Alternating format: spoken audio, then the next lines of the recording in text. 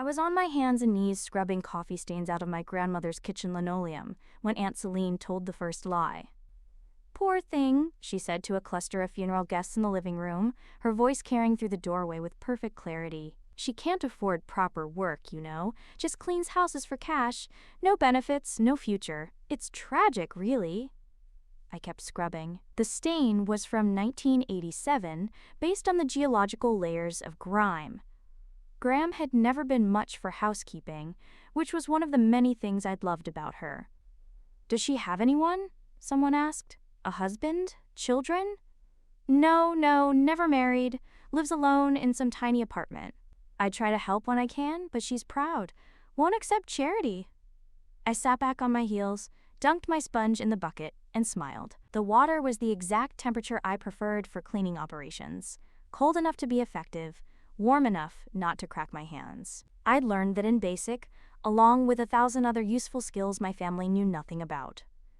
My name is Casey Tillery. I'm 47 years old. I'm a brigadier general in the United States Army, Deputy Chief of Staff for Operations, G3. I command approximately 80,000 soldiers across multiple installations. My annual salary is north of $200,000, not including benefits and allowances. I hold a master's degree in strategic studies from the Army War College and have advised 3 secretaries of defense on operational planning. My family thinks I clean houses for $40 a day. I let them think it because watching people be confidently wrong is one of life's underrated pleasures, and my family has been confidently wrong about me for 25 years. It started when I enlisted at 22. My mother, rest her soul, had wept. My father had been quietly disappointed. My Aunt Celine, who'd married well and considered herself the family's social arbiter, had been horrified. "The military?" she'd said, her voice dripping with pity. "Oh, Casey, couldn't you at least finish college first?"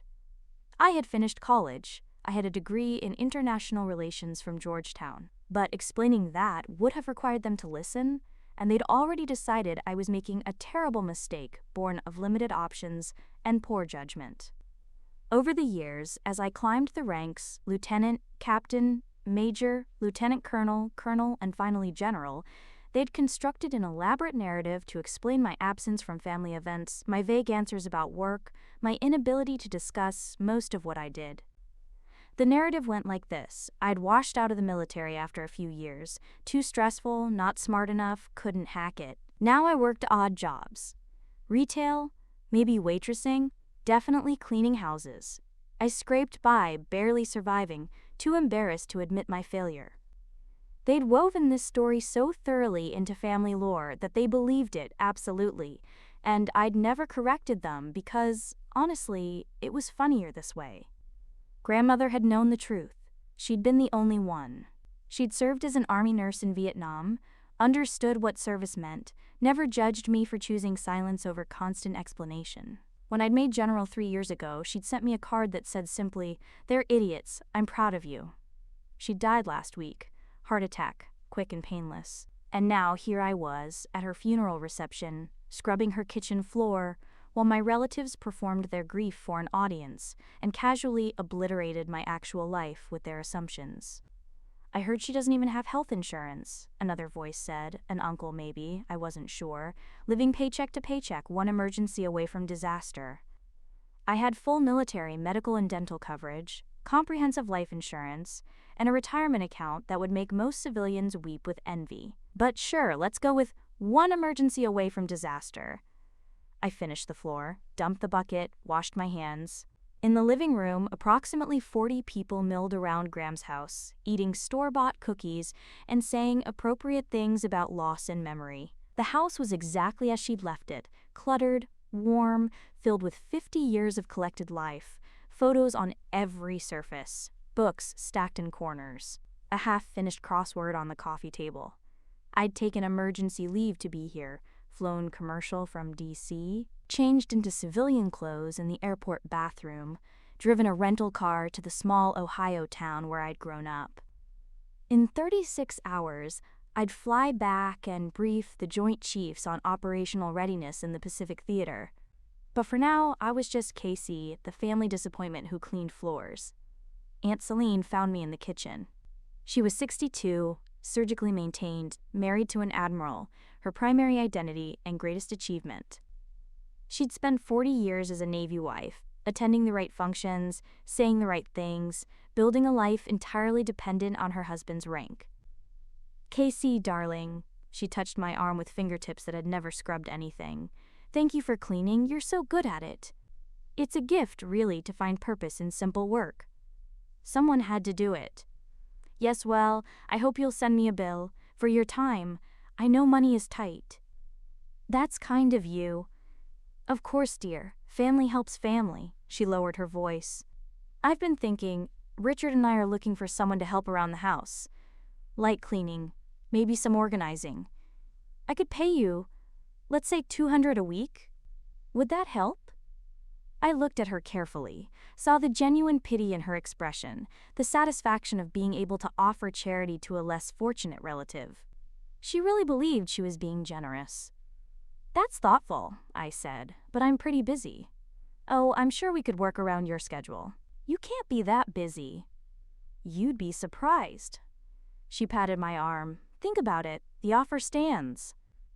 She drifted back to her audience, and I heard her resume the narrative. "I offered her work, but she's so proud. I don't know what will become of her, honestly.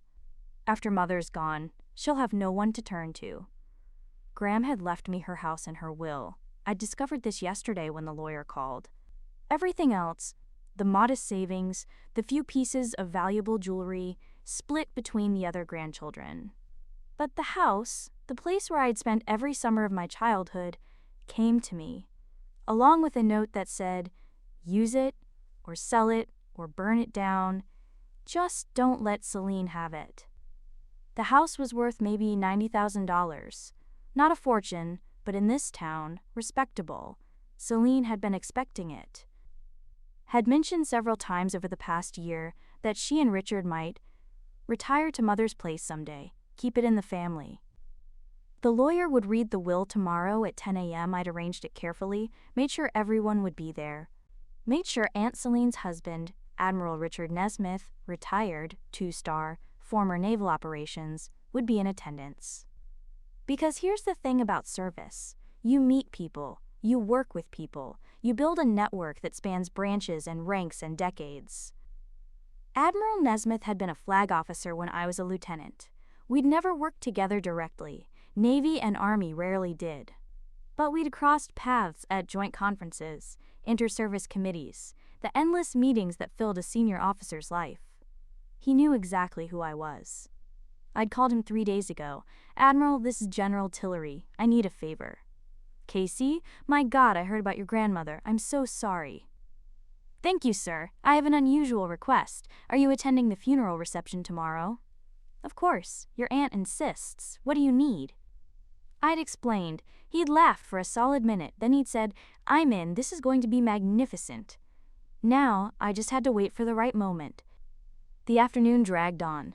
People told stories about Graham, her sharp wit, her terrible cooking, the way she'd opened her home to everyone, regardless of circumstance. They were good stories, mostly true. Graham had been formidable, funny, completely unimpressed by pretension. Around 4 o'clock, the crowd started to thin. People had lives to return to, responsibilities elsewhere.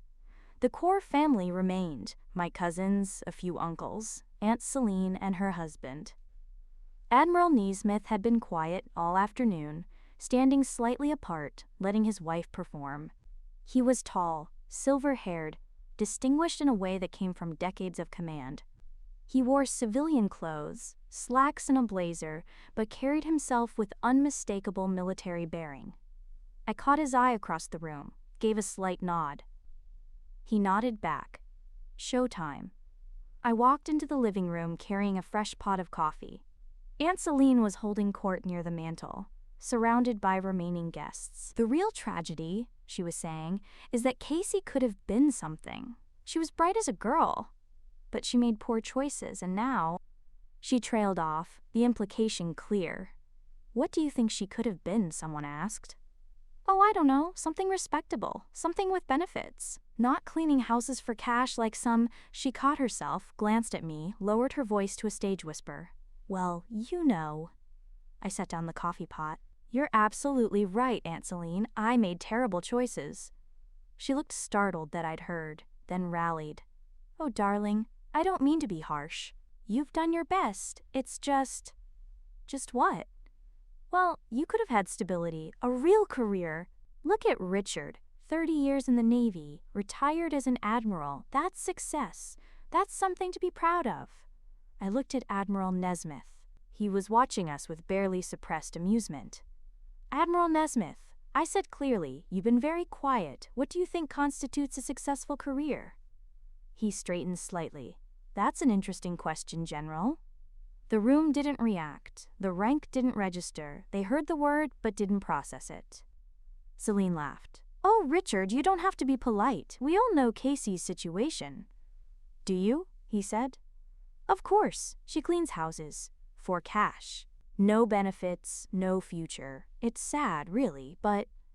She just cleans houses for cash, he said slowly, looking directly at his wife. Yes, I've been telling everyone. Someone needs to be honest about... He turned to me, stood at attention, and saluted. The room froze. Aunt Celine's jaw dropped.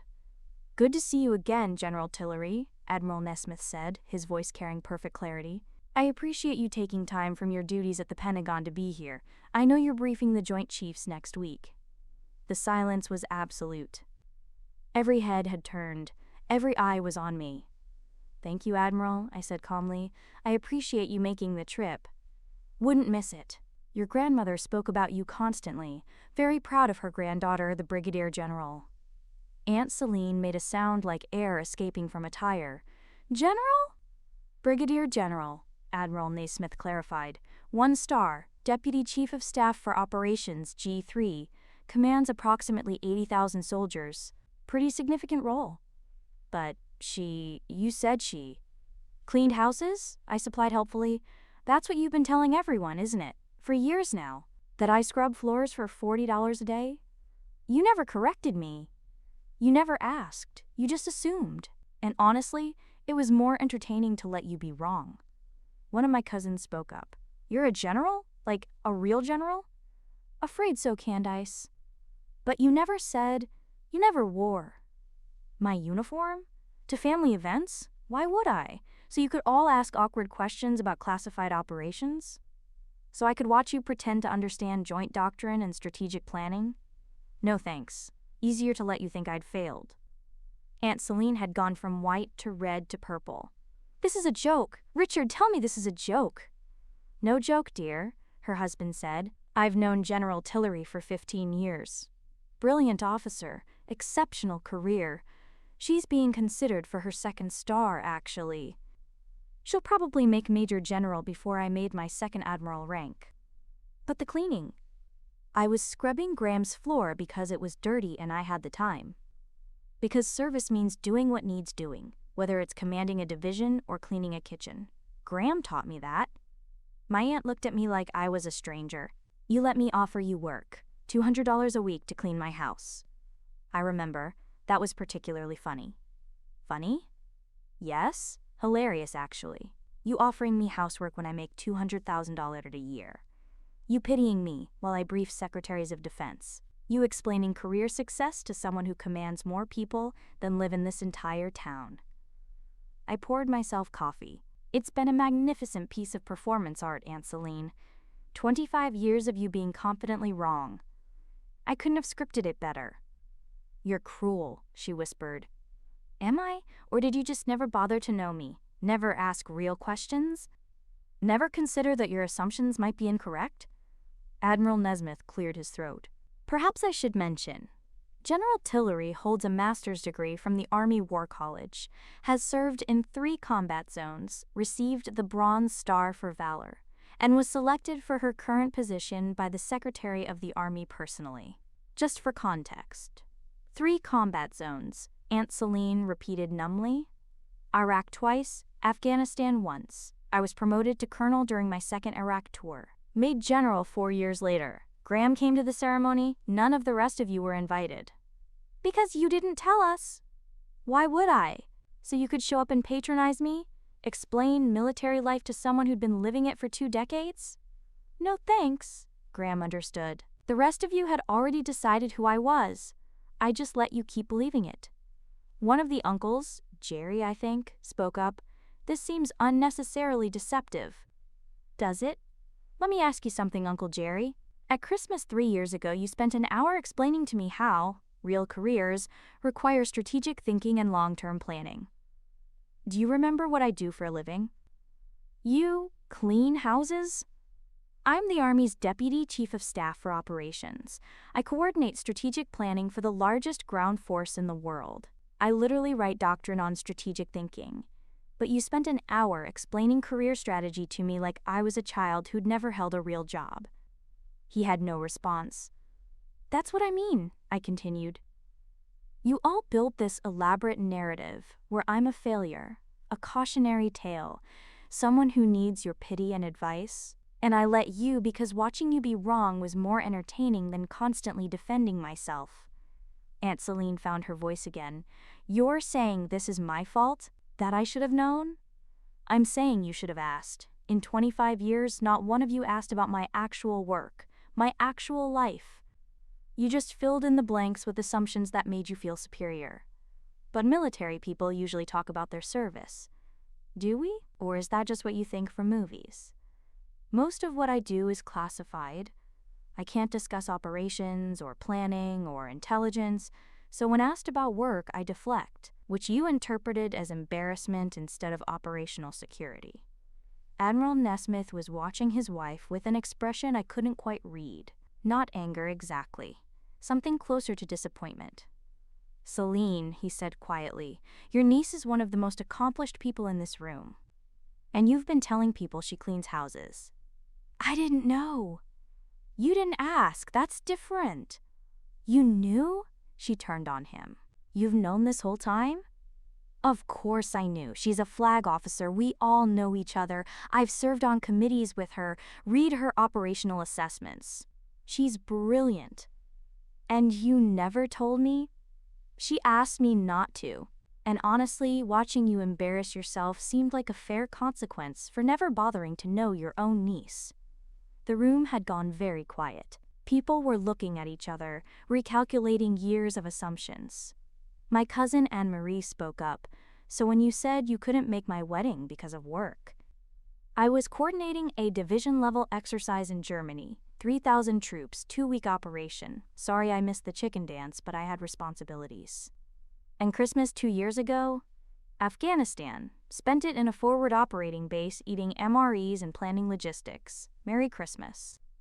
They were all staring at me now, seeing, maybe for the first time, an actual person instead of their own projection. I don't understand why you're angry, Aunt Celine said. We thought we were helping, being supportive. You thought you were being superior. There's a difference. You got to feel generous by pitying me.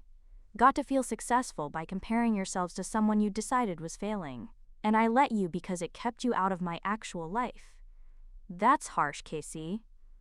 Is it? You've been telling people at my grandmother's funeral that I clean houses for cash. At her funeral. While she's not even cold. Using her death as an opportunity to broadcast my supposed failure to anyone who will listen. Her face crumpled. I was trying to explain why you were cleaning the floor. I was cleaning the floor because it was dirty, because Graham taught me that all work has dignity, because I'm not above manual labor just because I have a star on my uniform. I set down my coffee. But you couldn't conceive of that. In your world, people who clean floors are failing. So I must be failing.